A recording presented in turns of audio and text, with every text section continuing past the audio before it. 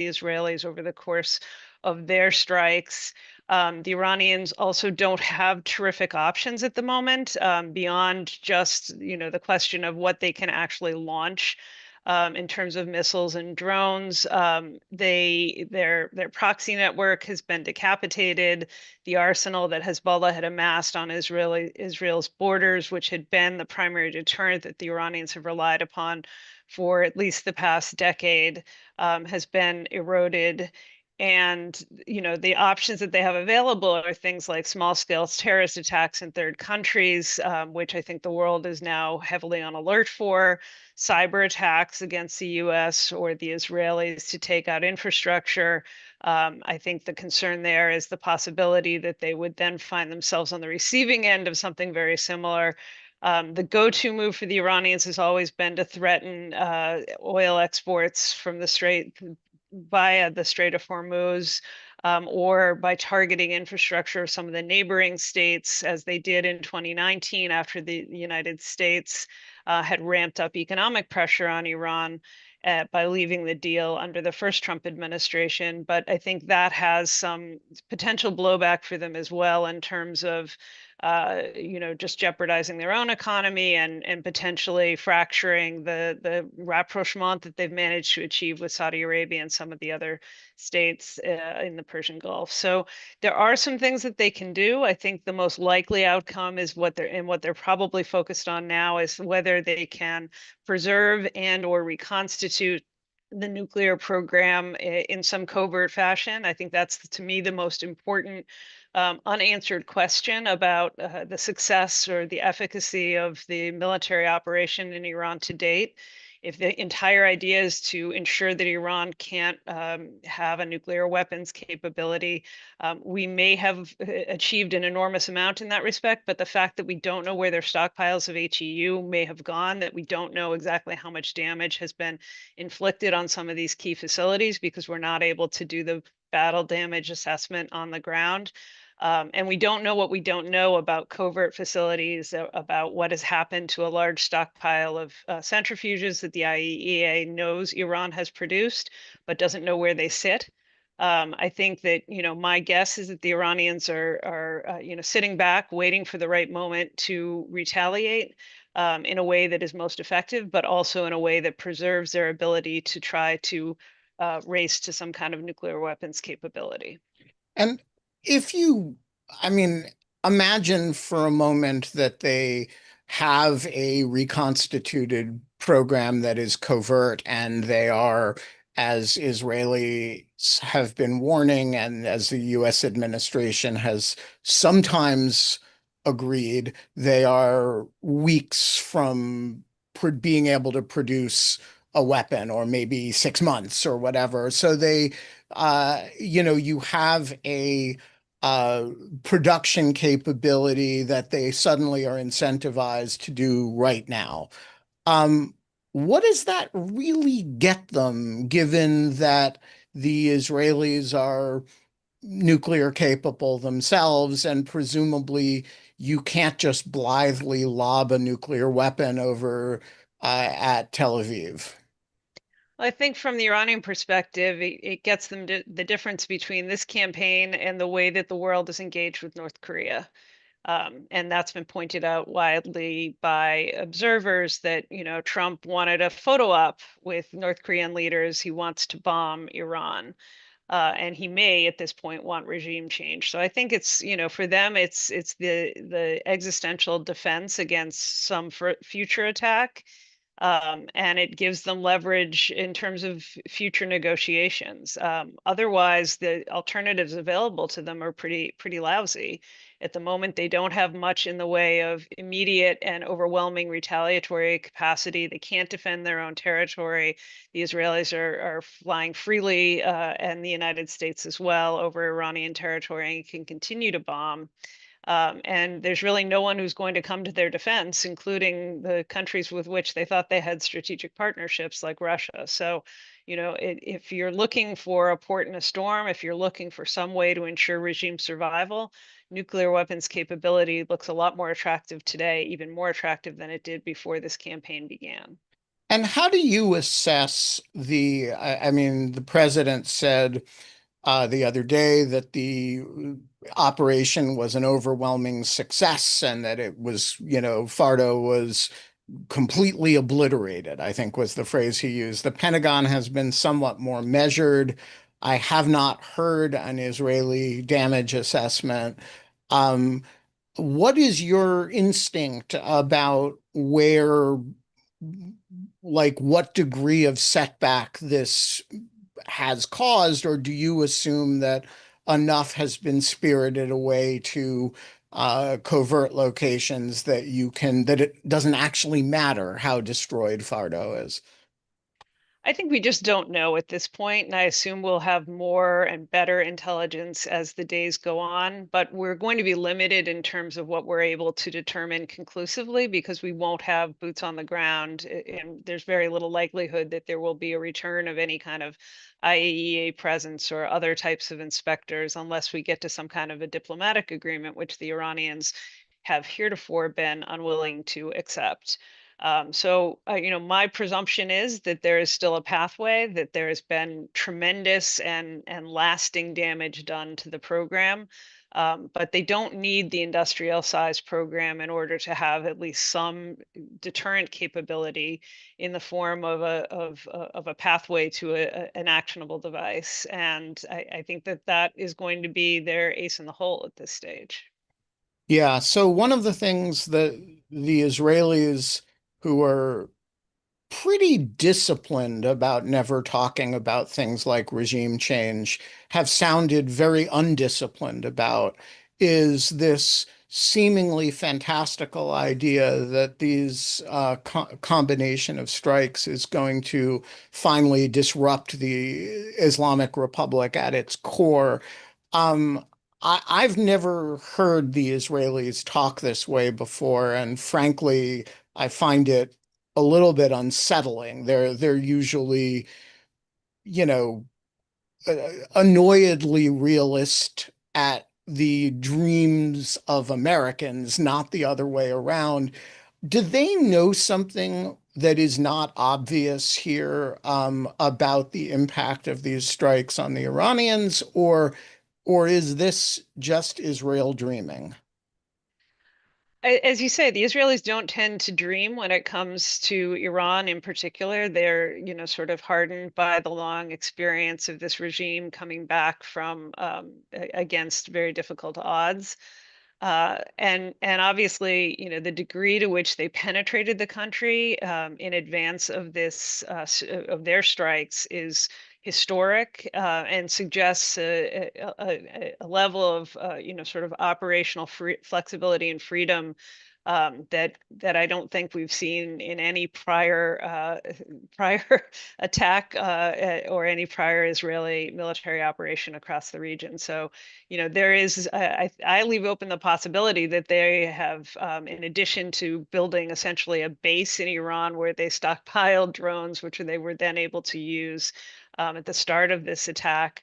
The level of intelligence that they had on some of the senior members of the security leadership, all of this could mean that they have been doing other work that is helping to create the prospect of some kind of an alternative movement that could push for some different political pathway within Iran. But I genuinely don't find that totally credible. I leave open the possibility that there's more there that they've been doing, but realistically, as much as Iranians hate the regime, the difficulty of mobilizing some kind of a movement that could actually confront the regime is one that the system has been girding against since 1979. They have created all of the mechanisms that allow people to be unhappy, but not actually to mobilize and move in a way that is politically salient. So the Israelis can blow up the Voice and Vision, the state broadcasting company, but I'm not sure that they're capable of creating a system or a movement that's going to genuinely be able to confront the regime in a serious way. And I- so is your instinct that when Netanyahu talks that way, and makes a frankly direct appeal to the Iranian people that, sounds like George W. Bush talking to the Iraqis, that this is likely to be fruitless, or that he's, flush with sort of giddy with the excitement of the strikes and the moment, or that they are thinking about how to stoke the kind of unrest that you think is very difficult to stoke. Like, game it from the Israeli side for a second. I think, one of the characteristic features of Bibi Netanyahu is that he's been reasonably good at planning wars. He's been particularly bad at planning the aftermath of wars and what comes next. And, others on this call can speak to that in greater detail than I can.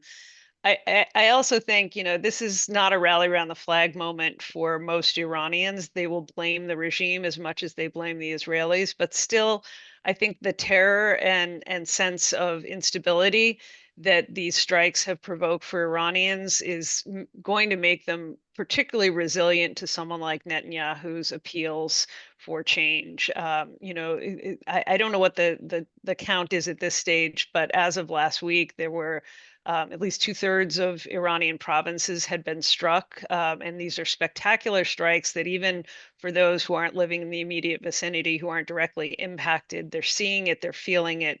And, the one thing that Iranians, have experienced in their own political history is this sense of disorder that came in the aftermath of the 79 revolution and then in the war with Iraq.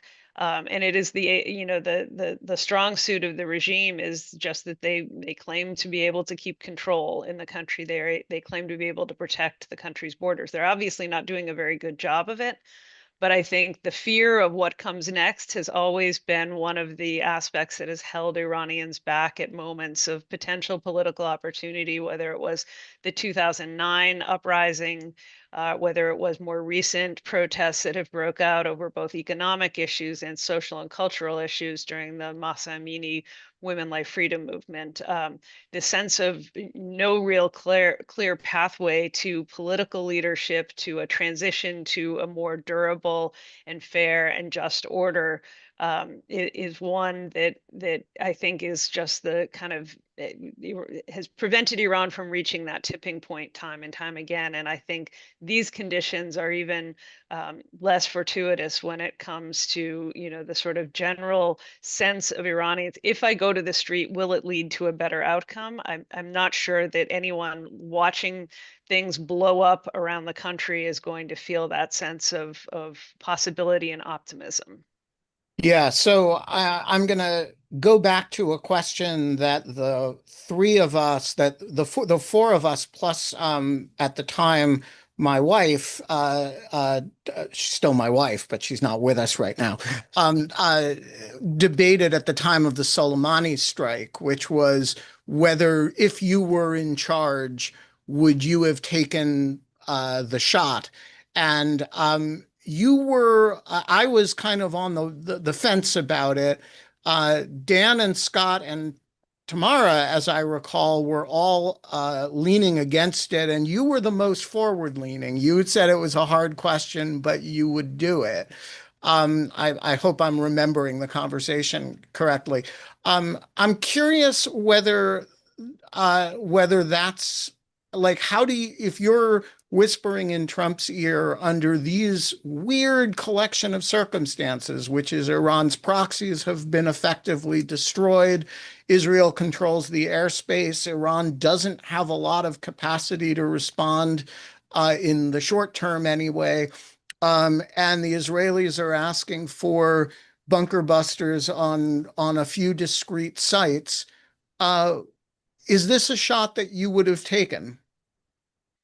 This one I think was also a tough one. I think this time I would have come out against because I don't think we have a plan for the day after as we see today. And I don't know that there is a trajectory that lands the plane, so to speak, in a way that produces a better outcome within Iran. We think we have set back the program, we may have, I don't think we have confidence that we have ended the program. And the fact that we don't know where the HEU, the centrifuges are, says to me that we have now invested ourselves in a war which may end with Iran racing toward a nuclear weapon in a way that wasn't the case before. And I think that that ultimately will be a much worse outcome than what we had before June 13th. So finally, and I know you have to jump off, I want to just ask you about the impacts of this in Iranian society. You alluded to the terror that this is creating. There are 650 or so people killed. Not clear to me how many of them are civilians, how many of them are appropriate targets. But it is, causing people to flee Tehran. It's a non-trivial impact on the society, which has not been the subject of, you know, major military action, at least in habited areas since the Iraq War. So, what is this doing to Iranian society? I think the Iranian people are the real losers from this exchange. The government may live to fight another day. It will be severely weakened. Iran's military and nuclear infrastructure will be heavily degraded, but the prospects for a better day for Iranians, I think, are further today than they ever were, because what the government will do in the aftermath, whenever this begins to wind down, and we've already seen the evidence of it, is to put more pressure to be less tolerant of dissent, to ensure that there is, forced nationalism, rally around the flag sort of impact, to terrorize dissidents and critics even more, to rely on coercion to manage its home front, because they will understand how much less support there is for the regime today as a result of these strikes. The regime will feel, already feels encircled and in danger, and they will take that out on Iranians. And I don't, unfortunately, see that this is going to end in a way that creates a better pathway to a more liberal and representative Iranian government. Just the opposite. Well, on that cheerful note, Suzanne, this is super helpful. Thank you so much for joining us today. And I'm very sorry that I don't get to hear Scott and Dan talk with you, but I will listen in later. Thanks so much, Ben, and all of you. All right, let's go. Let's do this in an organized fashion. We've talked about Iran. Let's talk about the region. And then Scott and I are going to talk about the law. Um, uh, Dan, um, what should we reasonably expect to happen in the region over the next 2 to 3 weeks? I'm not going to ask you to think further ahead than that. Yeah, I'm not sure I can think farther ahead than that. So, it's going to vary, of course, by country, but most of the states in the region are trying to keep their heads relatively low. The United States based its attacks either from the U.S. homeland with the B-2 strikes or used naval assets. So far at least, it's been a way of the regional allies being able to say, look, we had nothing to do with this. And I think they have a mix of a desire to see Iran both humbled and its nuclear program and military taken down. Yet they also are stability seekers. And they've worked hard in the last few years to build a rapprochement with Iran and overall to try to recognize the reality of Iran in ways they can live with. And if we compare it to, say, 10 years ago, then they saw Iran as rising. They saw the Arab Spring as enabling Iranian influence. They saw Iran as having pushed back revolution in Syria. But Iran looks a lot weaker to them today. So the threat has diminished from their point of view. So they're trying to walk the line a bit more. We've seen some noises that are critical of Israel. And so I think they're happy with a neutral position, but they're quite worried as There's a danger of terrorism, as Suzanne mentioned. There's also the possibility that the only way for Iran to strike back effectively at the United States might be to attack U.S. forces or U.S. personnel on the territory of Gulf states, which implicates them even if they themselves are not the target. So that's a tremendous concern. A number have provided assistance with air defense against Iranian missiles targeted at Israel. So I would say the stakes are extremely high for them. And they're hoping they can kind of keep their heads down and this storm will pass. Having said, I can't think more than 2 or 3 weeks out. Let me actually put a long-term thought out there that others may want to comment on. Um, the cooperation between Israel and the Gulf states and the hope of May for Israeli-Saudi Arabia talks was that there would be this kind of grander anti-Iran alliance. And that was one of the drivers of this cooperation, especially with the UAE and other states. With Iran weakened, the Gulf states actually don't need Israel as much.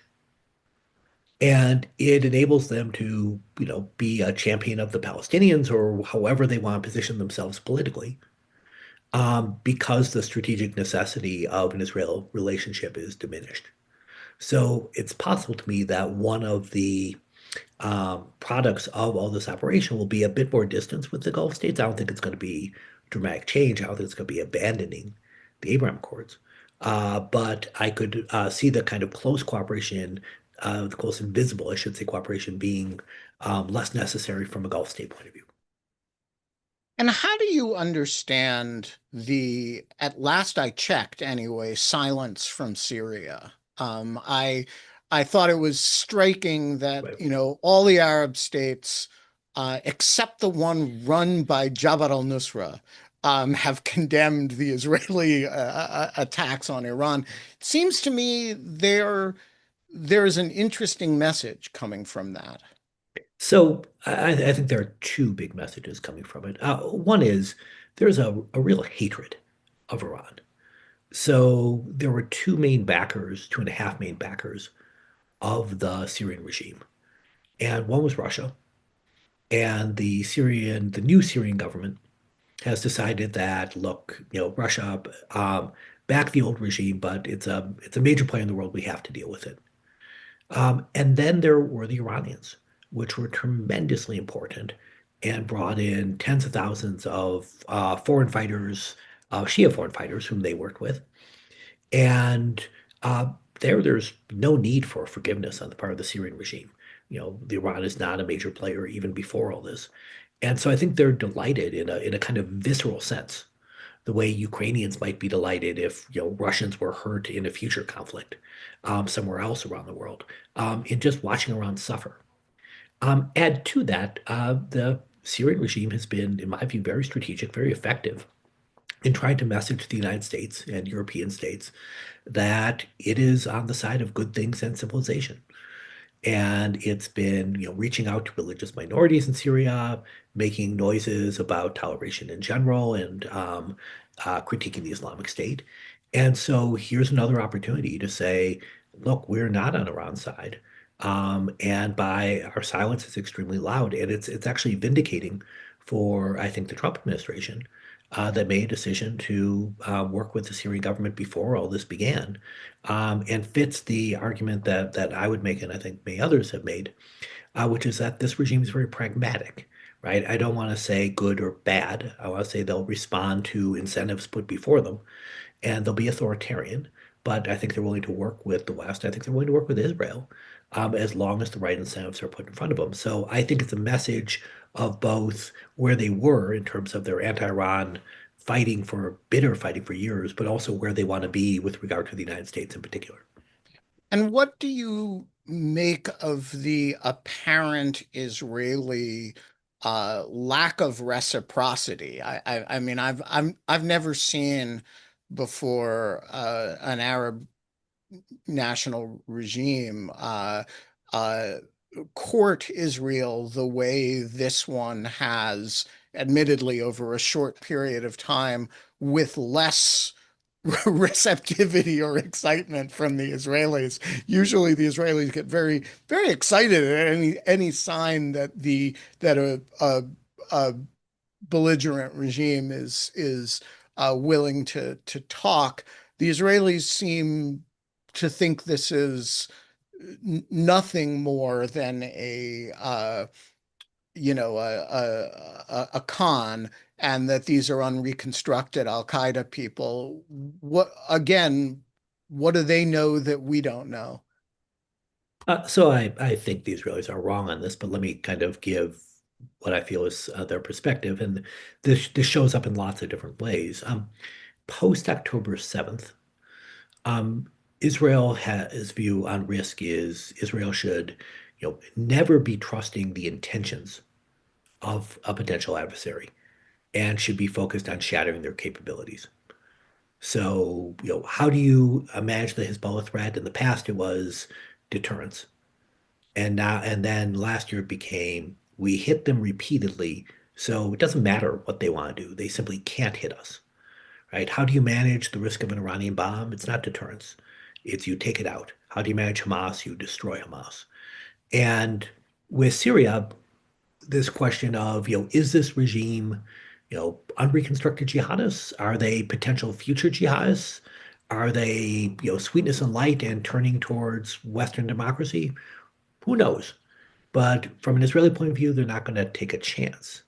And I would say, as someone outside this, I don't know where the Syrian regime is going to go. I think there's a lot of uncertainty, and so I'm much more willing to try to work with that uncertainty and try to say, let's take chances, especially given the incredible military disparity between Israel and what little is left of the Syrian military. It was a shell before the civil war began, and now it's really a fraction of that. So I think Israel doesn't really have to worry about Syrian threat in a serious way. And I think they're missing an opportunity that this is a regime that, again, I'll stress the word pragmatic, might be willing to do a deal.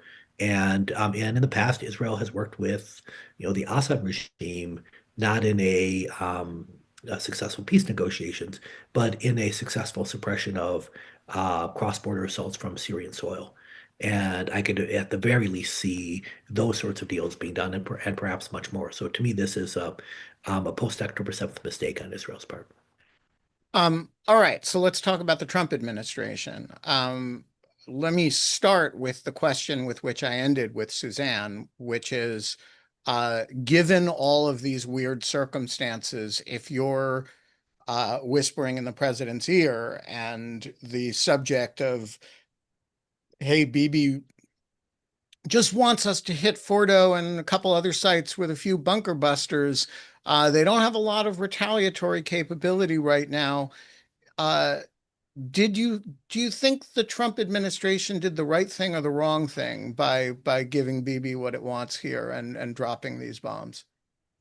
So my biggest concern on this question echoes Suzanne's, which is I'm not sure the United States knows what it wants at the end of all this, right? I mean, we have negative goals, right? Which is we don't want Iran to have a nuclear weapon. But what are we trying to drive this to? And, Suzanne correctly, I think was, highly skeptical of a regime change goal. So it gets to, are we using the strikes as a way of setting up some sort of deal or negotiate settlement where Iran ends its nuclear program, reduces support for militants, ends its missile program, right? I could see a long list of U.S. goals. And I don't think we have that, right? I haven't heard anything articulated by the president. We've seen him make statements that were then immediately walked back by White House officials. We've seen him undercut several other, the Secretary of State and the Vice President has been staking out different positions. So I don't think it's necessarily a foolish move to try to put the finishing touches on Israel's strikes. I think Israel, has done an incredibly effective job from what I can tell so far, and the U.S. destruction of Fordo may be a tremendous accomplishment beyond that. In addition, I think this is a moment of historic Iranian weakness. So this is a good time to kind of go for that. But to me, to succeed, you have to know what you want in the long term. Military force has to be driving in that direction. And I worry that we're just kind of waiting for good stuff to happen, but we are not actively trying to shape that. And I have a particular concern about it because I'm not sure, who the people are in the Trump administration who are shaping this for the president. And I worry that U.S. goals are just going to get more and more maximal and will be tied a bit too much to Israel, which does have more maximal goals that I think are often unrealistic. Do you have any doubt that the US was dragged into this, that Trump initially did not want to do this and was kind of roped into it by the fact that the US was likely to get a fair bit of the retaliation anyway, and the Israelis kind of went to war and then didn't have didn't have a piece of the puzzle that we had. And so Trump kind of switched positions. Um, Maybe. So I would certainly say we switched positions, right? As far as I can tell, several weeks ago, our position was we can make negotiations work. And yes, we're keeping force on the table, but there's progress on negotiations. I actually thought they had, I never bet on them succeeding, but I would have taken odds, right? I thought they had at least some chance of succeeding. And so I think our position clearly was negotiations, and we were pushing the Israelis not to attack. I think, and here I'm going off, I believe, a New York Times story this morning. I think part of the logic of Trump's switch wasn't just Israel, but was Israel's pushing on this and a threat of retaliation, but really a sense that this was working and that this was awesome, right? That, here Israel is doing this amazing operation, and what the Times reported was that he's watching Fox News constantly, which is giving entirely positive coverage of this. And as a result, he wants to be part of it, right? He wants to claim credit for some of the operation and believes that this is something that would make him look good. And so I think part of it is his own personal desire to kind of emerge as one of the leaders in all this. And so I am not sure how much of the thinking that went into it was a very careful balancing of strategic costs and strategic risk, and especially not a what's our end goal and how does military force move it along that way. And You some think of it the was more, government by FOMO? I'm not sure I'd go 100% that far, but I would certainly say that that was one of the factors that was shaping decision making, far more at least than I believe it should have been. All right, let's talk about the law. Scott, you wrote an excellent piece over the weekend. For the About weekend on Friday. before the weekend. Sorry, I just, I read it on Sunday because I was coming back from vacation. Um, let's, let's talk about whether this can be justified under both international law and U.S. domestic constitutional law. Um, is there a case that this is lawful, or should we just understand this as there was a set of targets of opportunities? Sometimes the United States is, as the biggest dog in the region, is just going to do what it feels it has to do, and the law can put it where the moon don't shine. So I think there is an argument that the executive branch is going to make that this is lawful under both domestic and international law. And I don't think that argument is going to be that hard for the executive branch to make because the executive branch over multiple administrations for decades now has embraced very permissive interpretations of both of those. I don't personally agree those interpretations are correct. I think there's very valid critiques of them, but there isn't an institutional arrangement kind of in place to push back on those executive branch views. So they're the ones that inform executive branch military action. And that's the legal views that we see guiding what's happening here. You would have to see pushback from other institutions, most notably Congress, also potentially the courts, if you want to see a correction of either of those. So I can go into either one. Do you want to start with international law or domestic law? Maybe we'll start international. Yeah, let's start with international because you know, because this is, after all, a conflict between states. Sure. So international law, is generally understood to prohibit the use of force between states.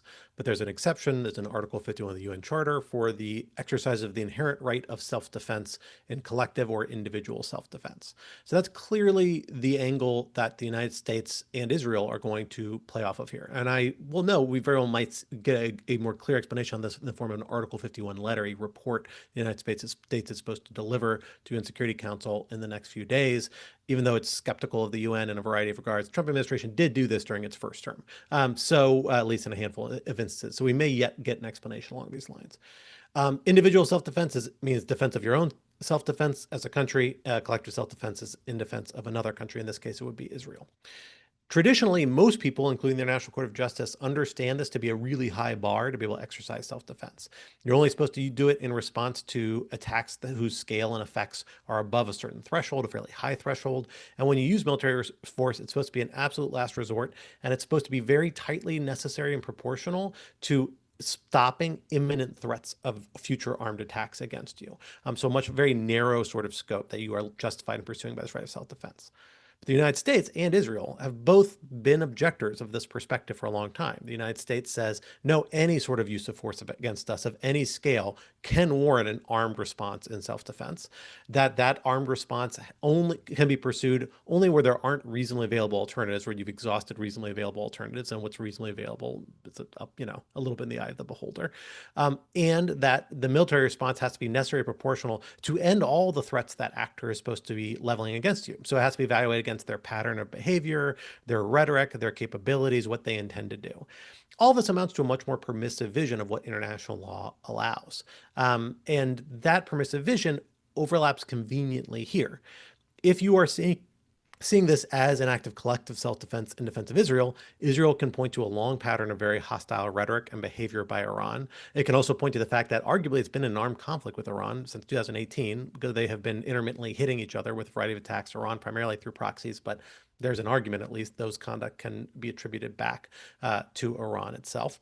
And that in this sort of context, hitting nuclear strikes is a reasonable part of these sorts of hostilities, or hitting nuclear sites, because that is building a capability that will be devastating to Israel potentially. The United States, at least in how it conceives of imminence as relates to international law standard, very expressly says you have to take into effect the potential consequences, a weapon of mass destruction, that can counterbalance how actual imminent that is.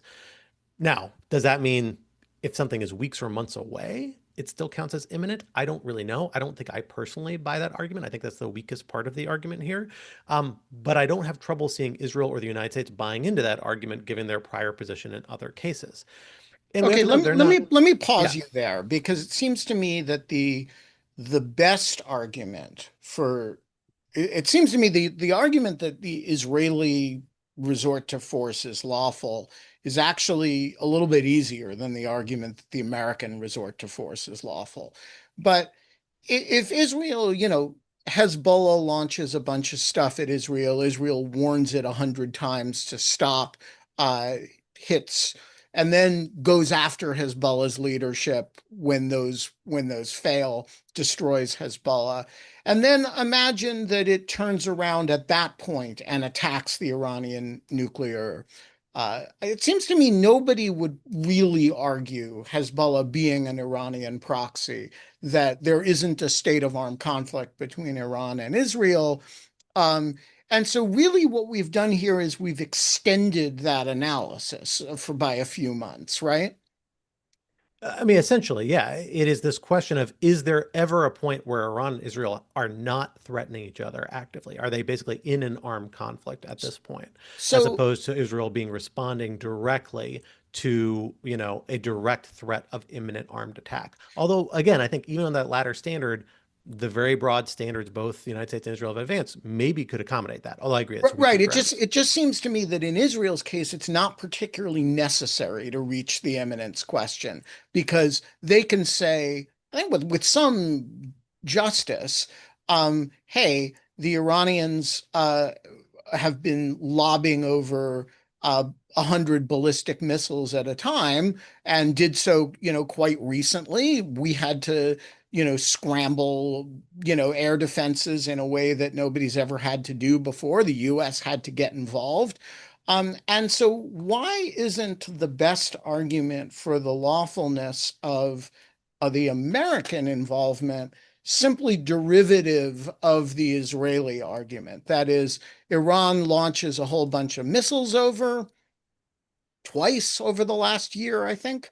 The United States has to actively participate in Israel's air defense at that point, as did a bunch of other.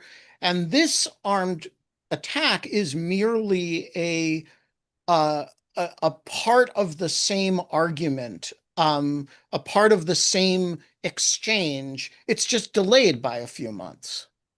That is the argument. That's collective self-defense. And that's exactly the argument I fully expect the Trump administration to roll out. And that, as I laid out on Friday, is the easiest to lean into. Remember, you have had not just Israel and the United States say this is a lawful action by Israel in self-defense. We saw the entire G7 make a statement to that effect last week before the US strikes. When you have that kind of buy-in, and look, it stretches the limits of how most people think about international law. And I don't buy that. And I think there's problems with this argument potentially. But once you have that sort of buy-in and you've got this framework and you've got these longstanding permissive views that Israel and the United States have avowed, it's not harder for the United States to get on board. There are aspects of what Israel is doing the United States probably would have trouble getting on board with. I think particularly targeting nuclear scientists, people who aren't conventionally thought of as like direct participants in hostilities, I think raises the biggest legal question that's most in friction with U.S. kind of stated views. Although maybe there's elements, depending on exactly their activities and how close you are to like conflict, you could pull them in because obviously the United States has targeted bomb makers and things like that in conflicts. But there's a tension there. There's a tension with certain parts of Israeli activity, but Israel was hitting Iranian nuclear sites as part of the self-defense action that G7 signed off on, the United States signed off on. You've got buy-in from a number of states. It's within this broader view the United States of articulate international law. So I'm not surprised the United States executive branch was able to get there. Again, there's very valid criticisms with this. I don't want to have any illusions about that. And a lot of countries, probably most countries in the world, aren't going to buy it, or at least may not buy it. But right, that doesn't stop the United States from relying on that theory. So you've alluded several times to there being very valid criticism. What is it? What's the more restrictive view here that would say, okay, you can't just bomb a country's nuclear sites because they're lobbing missiles at another country? Yeah, I mean, as I just laid out, the idea that a lot of states buy in that the ICJ lays out for what is proper as a right of self-defense, it's much more correlated to preventing what is actual imminent armed attacks, actual or imminent armed attacks against you. Here, at least U.S. intelligence, although we've heard Israeli accounts differ, we've heard third-party accounts differ, but at least U.S. intelligence seemed to be suggesting Iran wasn't actually that close to getting a bomb, let alone one they could actually deliver or threaten Israel with. So how does that then make what targeting Iran's nuclear program and stuff that's getting targeted isn't all weapons oriented? Remember, some of this is stuff that can be used for energy purposes, for a lot of other purposes. How does that fit into that sort of framework? How can you say this is an act of self-defense when it's not even clear it's imminent? Not even clear there was a threat to you directly coming from that in this immediate moment. That's a very valid critique. I think that's a real concern. You label that, and plus the fact that like Israel's initiated this round of hostilities, right? The timing on this, we don't know exactly is driving it, but it appears to be some combination between the failure, or at least the major temporary collapse, or now probably permanent collapse, of U.S. negotiations with Iran over their nuclear program, and the fact that Israel had a window of opportunity after having taken out air defense systems in Iran in 2024 in response to a prior Iranian attack in relation to Gaza and the conflict there, that they had a window of opportunity where they could execute a lot of these operations with a higher rate of success that was closing. Maybe there are other factors, I'm sure there were, that went into the timing of this, but it's not clear that this was because they thought Iran was suddenly going to do something against them. Certainly not of a scale warning such an all-out scale campaign that you're seeing against Iran in this case. Like I said, very, very valid criticism there. And if the United States wanted to, I think they could pick apart. I'm confident some lawyers in the U.S. government are looking at this saying, "Ugh, I don't feel great about this. This isn't the strongest argument." But the president doesn't have to pick the strongest argument. He has to pick a colorable argument. And is this within the scope of what the executive branch has previously laid out for international legal lines? I think you can squeeze it in there, and I don't think it's that hard to fit. And the fact that, again, you have major U.S. allies in the form of the G7 already endorsing, at least at the largest scale, the Israeli military operations as self-defense, makes it that much easier.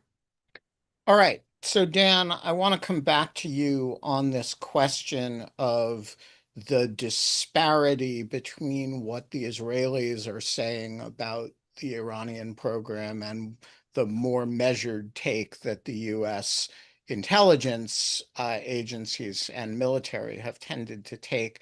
How do you understand that? The Israelis really talk as if the Iranians have crossed a threshold or are crossing a threshold. The Americans tend to talk as though the Iranians are at a threshold, but have been content to stay there, right? And are not breaking away. Uh, do you have a way of assessing what you understand the state of the Iranian program to be pre-strike? So I have been relying on the publicly available releases or leaks related to U.S. assessments.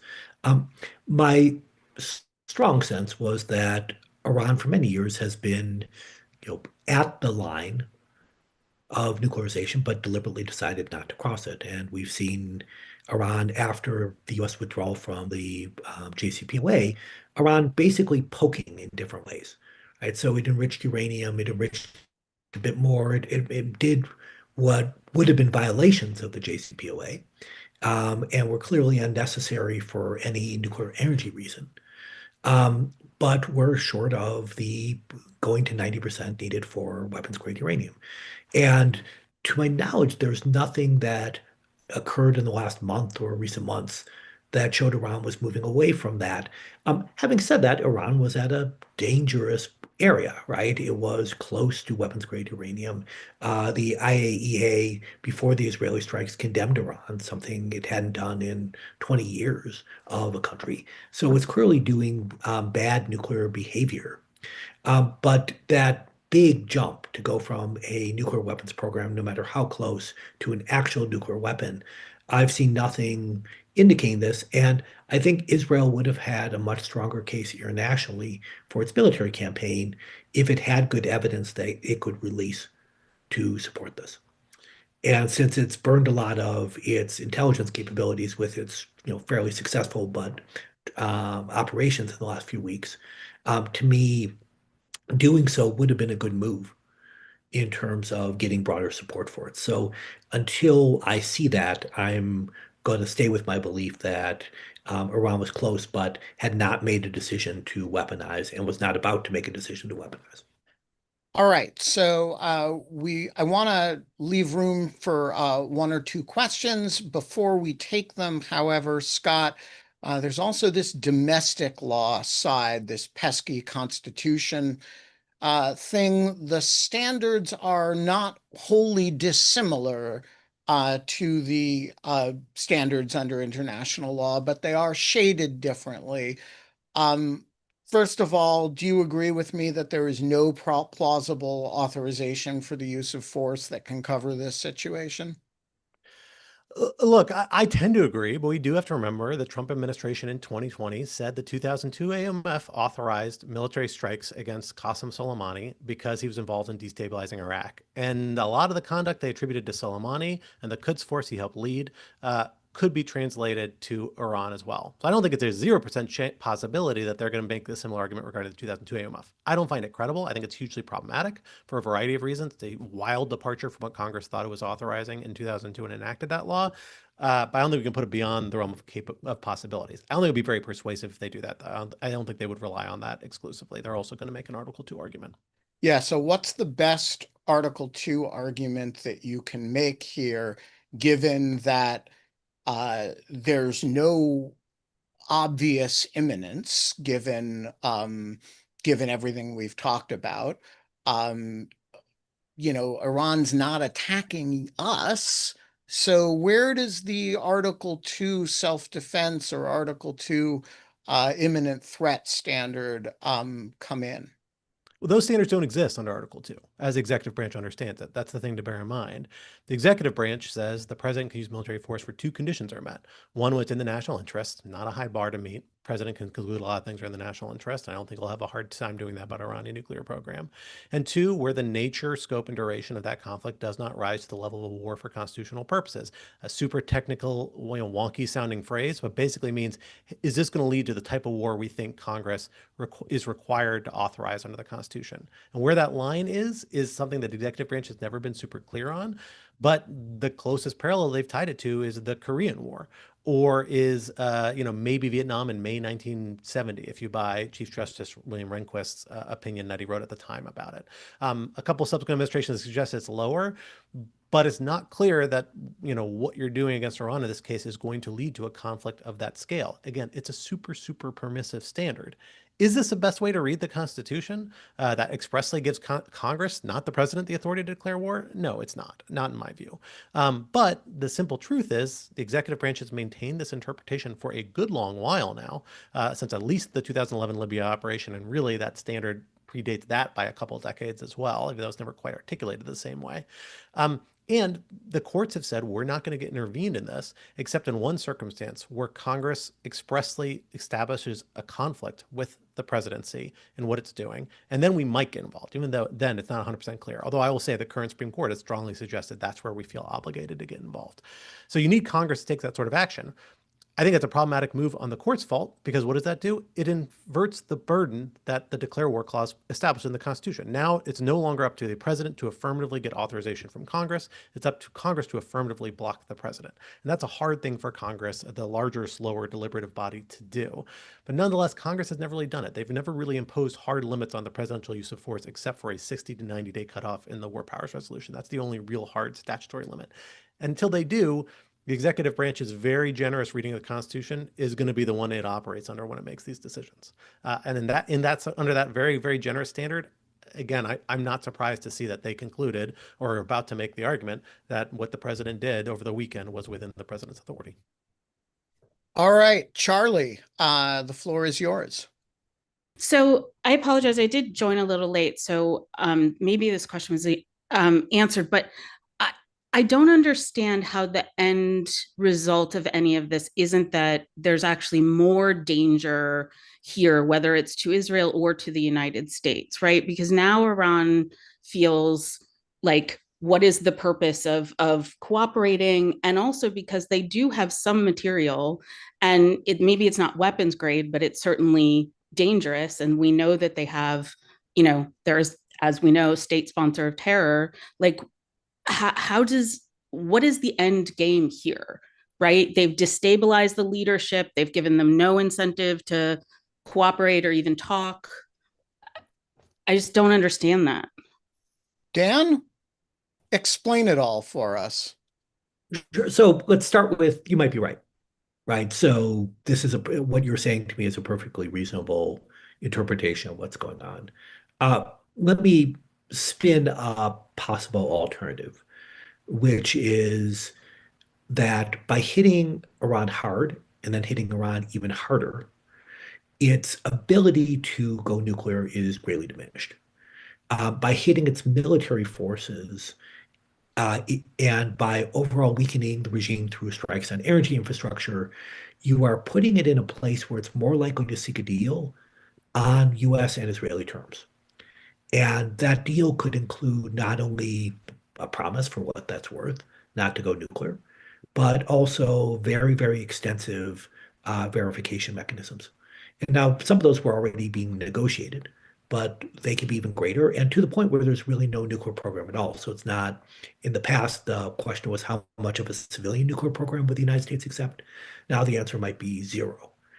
So you could imagine this leading to a much better deal that is more enforceable from a U.S. point of view, and Iran's leadership would be angry, but they would be weaker. So it's reducing capabilities, putting them in a tight spot would be the argument.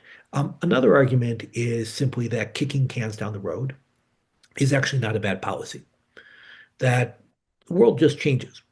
Right? And if there's a problem you have now and you can deal with it in 5 years, often that's a good thing. And that's often seen as a negative. right? That, okay, you're delaying a problem, not solving it. But so many conditions can change over the intervening 5 years, especially in the Middle East, that it's possible that by pushing things down the road, it might actually never occur because other conditions might change. All right. Lior has an excellent question. The Israeli administration is saying that the reason for the attack now is not only the nuclear threat, but also the expected acceleration of manufacturing thousands of very large and sophisticated ballistic missiles, which are a significant threat to a small, condensed country like Israel, like we now see from the few that did hit cities and strategic facilities. Does this change any aspect of the legal discussion, Scott? I'm not really sure it does, for the simple reason that both legal standards are fairly deferential to the judgment of the executive branch, right? Like particularly on the strategic implications. Now we can second guess that. We can say, well, does this not create a more dangerous situation for a variety of fronts? We certainly can for both the first question and the second question. That there's a lot of reasonable arguments to be made there. At least, but from the legal perspective, certainly from the domestic law perspective, and more or less from the international law perspective too, there is a degree of deference to the decision makers that came in here. There's one other factor that I do think is worth pulling in here, which is that like the United States, to some extent, is walking on a bit of a nice edge between two disastrous outcomes coming into the weekend, right? On the one hand, we have the possibility that Israel pursuing its campaign was going to end up accelerating towards a nuclear weapon or other conventional arms that otherwise cause harm to people, that is going to become more belligerent and more bellicose as a result of this action. That can be the current regime or some other regime that comes to replace it. The other flip side that we haven't talked about, that is a big concern, but Dan and I talked a lot about it on a podcast last week, is the risk that you are going to trigger complete collapse in Iran. That's going to be hugely destabilizing for the region and end up with a Syria type situation or other sort of bad situation in a very vulnerable corner of the world. And the Trump administration was very with 80 million concerned people. about it. Well, yeah, with a much bigger population, lots of complications, weapons of mass destruction, larger amounts of armaments, conventional arms all over the place. Like really, really problematic, terrible situation that the Trump administration was really worried about as of Friday, at least some officials in the administration. In that scenario, you could see how these strikes could thread a needle that seems appealing, in that in hitting the nuclear strikes in a way Israel can't, you diminish the risk and Iran's ability, hopefully, to accelerate towards a nuclear arm, and you take away Israel's justification for continuing the pace of campaign it's pursuing, which maybe means it cuts the campaign off sooner, and that the destabilizing, debilitating effects in Iran are minimized to some extent. Maybe you still get regime change, but it's more of a handover between elites. It's less of a complete collapse of the system. The problem is, to some extent, that could have made sense. And you hear certain people in the Trump administration saying things that sound a lot like that's what they are trying to do with this strike. The problem is Trump has not stuck to that playbook, and neither has Israel. There hasn't really appeared to be any effort to get Israel to ramp down its military campaign now that this goal is complete, at least no successful effort, even though that is what they basically said on Saturday when they announced these strikes. So sadly, I think that window is passed. That's the best strategic logic I could have seen for doing something like this, but I'm not sure it's actually where the administration at least is executing on the tail end of that, as you would have to have it carry water. All right. And Antti Ruokonen, you get the last question today. Thank you. So do you think that the strikes that have hit Iran in any way degrade their ability to give military aid to Russia? Thank you. Yeah, so I'll take this one. I think first of all, my understanding is that the principal Iranian aid to Russia in the Ukraine war has been in the form of drones that the Shahed drones that the Russians are now producing themselves. And so I'm not sure that there's that much that there's that much direct assistance happening at this point. There is a lot of glee in Ukraine, frankly, about what the Israelis have done and what the Americans joined, but I'm not sure it creates actual functional differences in Russian capability, because I think at this point the Russians are mass producing the Shaheds, and I certainly haven't seen evidence that they're dependent. I haven't seen evidence yet, anyway, that they're dependent on Iranian manufacturing for them. Folks, we're going to leave it there. Thank you to Suzanne Maloney, to Dan Byman, to Scott R. Anderson, and thanks to everybody who joined us today.